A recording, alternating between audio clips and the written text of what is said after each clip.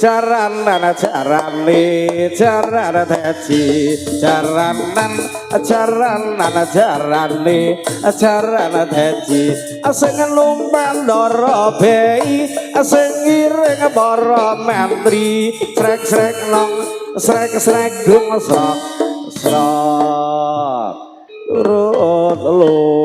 lurung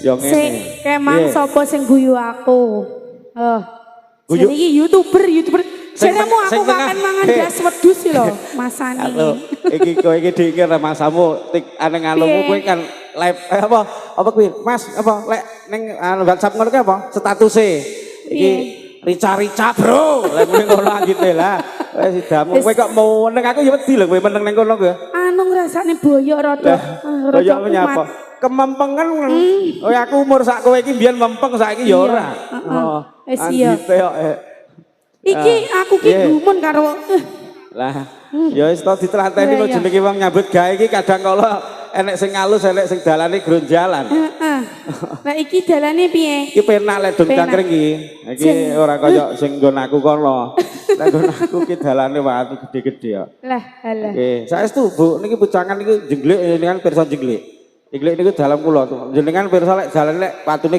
ageng-ageng Bu ya ngomong maaf lho Bu ndak kaya wong dong cangkring piye wonge ayu-ayu loman-loman kowe ngerti piye kowe ngerti aku arep neng pawon ning mburi meng ya nyapa aku ki jago arep ora nyapa langsung dilungi panganan kok ora ya wong loman ya tak pangan langsung kan lah nyapa luwe ya tak pangan iki jawabmu iki ya oh iya heeh iki lagune apa gojekane kok dibajutke meneh karo ngenteni ki sing loro sik diudengi Dewa Tresna kowe garap aku lho pomo karo Pak Slamet iki karo Pak Slamet yo nyapa yo karo dirimu yo kowe kok milih aku ganteng kan iso tekan Mas Wisnu lho ora percaya iya wis takono ibu-ibu lek ora percaya bagus dhewe ya wis sak kates lah kandhani ya ya Mas iki duete Dewa Tresna aku manut reni wae heeh iki lek dhewe ndak kuat patene. Oh alah, ndak kuat ya tak pikul loh. Suaraku sampai erak kabeh. Mas Abi, oke terima kasih. Iki kanca-kanca sing saka Pak Gerwojo nggih rawuh. Dalu menika. Sumangga Mas Asolole. Wahyu Asolole. Jos.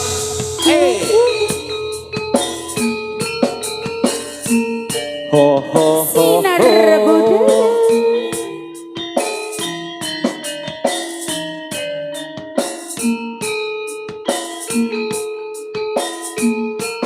Adik-adik monggo sing pengen joget. Sing penting ndak tawuran kok sing mburi iki bahaya kene tawuran tok. Semati demi cinta pengen anduweni lawang sewu bakal tak leboni. Oh ya, osa sing tansah tak kendi kudu sabar lan telaten angen tendi yen mangkono ayo bareng ndedonga nyuwun marang Dewa Tresna ayo Dewa Tresna dewa ayo dek galang masih bersama Sinar Budaya Audio Sinar Budaya asli loh sosisnya dulu kagum yuk